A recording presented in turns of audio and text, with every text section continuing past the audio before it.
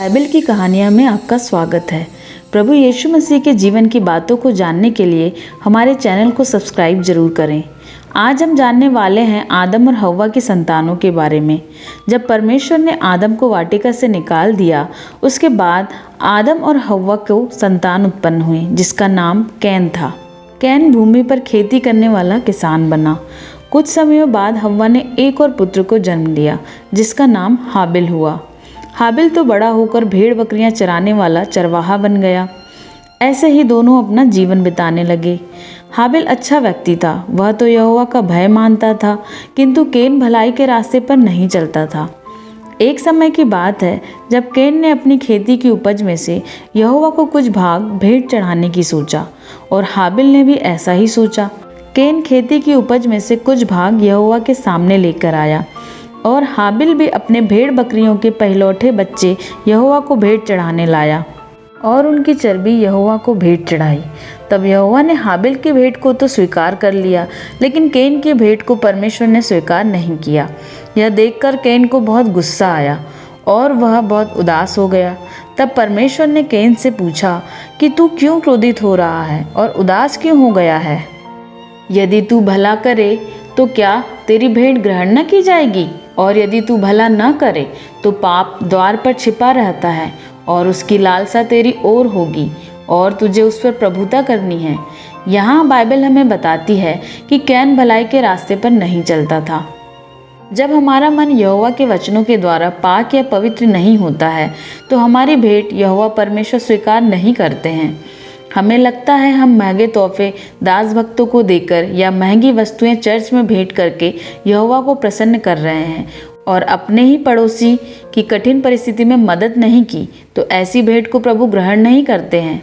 Can का चाल चलन यहोवा को भाया नहीं था, इसलिए उसकी भेंट स्वीकार नहीं की गई। वहीं हाबिल का मन यहोवा की नज़रों में पवित्र था, वह नेक दिल इंसान था। आपका मन सच्चा होना चाहिए। यहोवा को उत्तम वस्तुएं या महंगे पदार्थ प्रसन्न नहीं कर सकते। यहोवा प्रसन्न होता है आपके अच्छे और सच्चे मन से।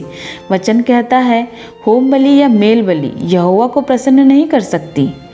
लूका के 21वें अध्याय में बाइबल हमें बताती है कि सब धनवानों ने अपनी बढ़ती में से दान किया, किंतु प्रभु यीशु मसीह ने एक विधवा के दान को सबसे उत्तम कहा, क्योंकि उसने अपने पूरे मन से जो कुछ उसके पास था सब कुछ प्रभु को दे डाला। तो यहोवा आपके मन की खराई से प्रसन्न होता है। कुछ लोग दिखावे के लिए भेंट करते हैं, सब लोगों को बताते हैं हमने ये किया है, हमने वो किया है। लेकिन वचन कहता है जब तू दान करे तब तेरा बायां हाथ भी न जानने पाए कि दायां क्या करता है। मतलब यह कि दिखावा ना करो। इस कहानी में आगे हम देखते हैं कि कैन यहोवा की बातें सुनने के बाद अपने भाई हाबिल के पास गया। जब दोनों भाई मैदान में थे तब कैन ने अपने भाई हाबिल की हत्या कर दी। तब यहोवा परमेश्वर ने कैन से पूछा, तेरा भाई हाबिल कहाँ है? उसने कहा, मालूम नहीं, क्या मैं उसका रखवाला हूँ?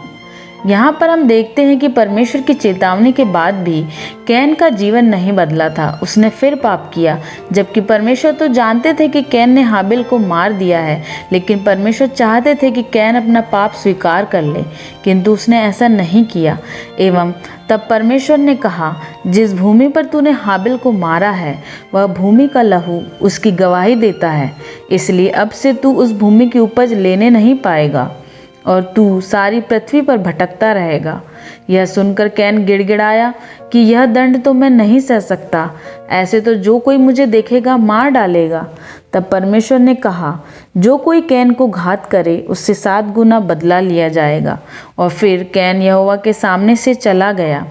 कहानी में हम देखते हैं कि कैन ने अपने पापों का पश्चाताप नहीं किया और न ही यहोवा का भय खाया, इस कारण उसे दंड भोगना पड़ा।